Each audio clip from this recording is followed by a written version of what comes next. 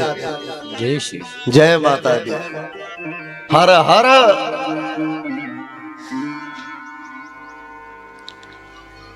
आइए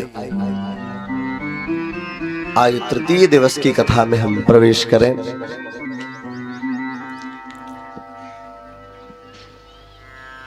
तृतीय दिवस की कथा में प्रवेश हम करेंगे, श्री सुखदेव जी की चर्चा से कथा को आरंभ करेंगे।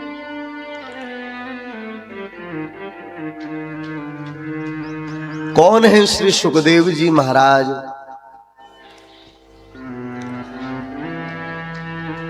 उनका परिचय यदि प्राप्त कर लिया तो भागवत का परिचय प्राप्त हो जाएगा, क्योंकि यह वह शुक है जो श्री राधा कृष्ण के अलौकिक गौलोक धाम में महाराज हमेशा विचरण करते रहते हैं। शुक अर्थात तोता के रूप में गौलोक धाम में हमेशा महाराज विचरण करते हुए। एक समय की बात है, राधा रानी सरकार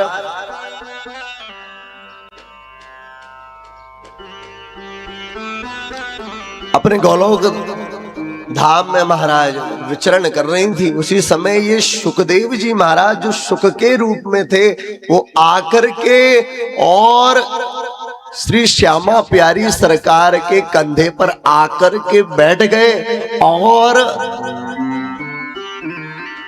श्री राधा रानी सरकार से कहते हैं, श्री राधे श्री राधे श्री राधे।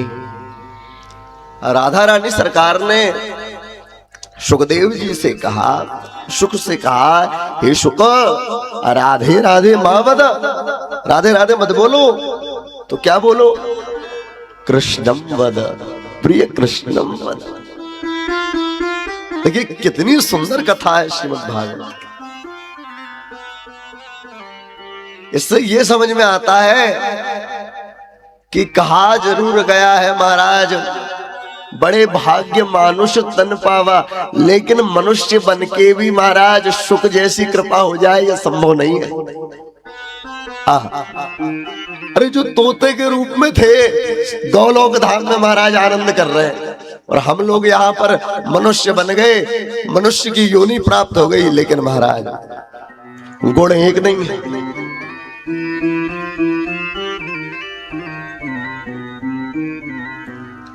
तो श्री सुखदेव जी महाराज को कृष्ण नाम की दीक्षा श्री राधिका रानी ने प्रदान की। कल हमने जो कथा श्रवण की, कल मैंने आपको सूक्ष्म कथा श्रवण कराई सुखदेव जी के प्राकट्य की, लेकिन उस कथा को आज विस्तार से लें, क्योंकि सुखदेव जी की और परीक्षित की चर्चा यदि भागवत में ना हो तो महाराज भागवत तो अधूरी है, पर कोई मतलब ही नहीं भागवत सुनने का।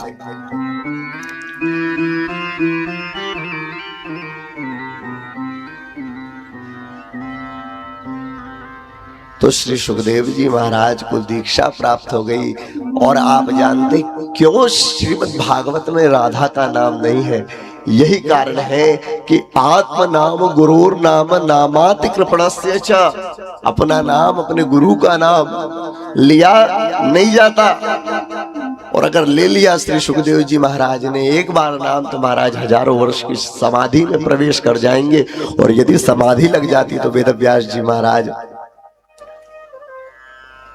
जानते हैं कि 1000 वर्ष की समाधि में यदि श्री सुखदेव जी चले गए तो 7 दिन में हम जैसे परीक्षितों का कल्याण कैसे होगा?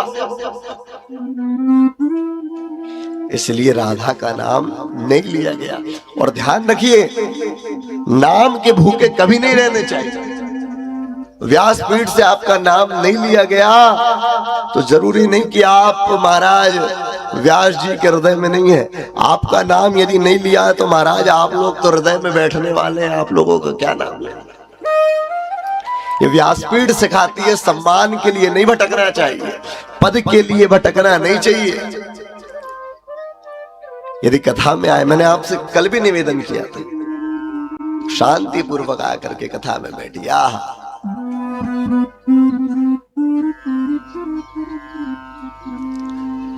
पहले तो हम आपको बता दें, हमारा है अभी भी स्वास्थ्य खराब, ये हम लेके ही चल रहे हैं साथ में, दिख रहे होगा आप। 104 डिग्री बुखार था हमको 1 घंटा पहले तक। डॉक्टर के पास एडमिट थे भी, और सीधे डॉक्टर के पास से आपके पास आए हैं।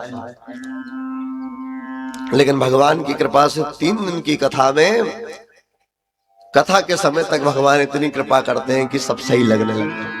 ये भगवान की बड़ी कृपा है, क्योंकि भगवान चाहते हैं कि मेरा बालक यदि कथा करने आया है तो कथा को महाराज अपने परीक्षितों को पूर्ण श्रवण कराकर ही यहां से जाए।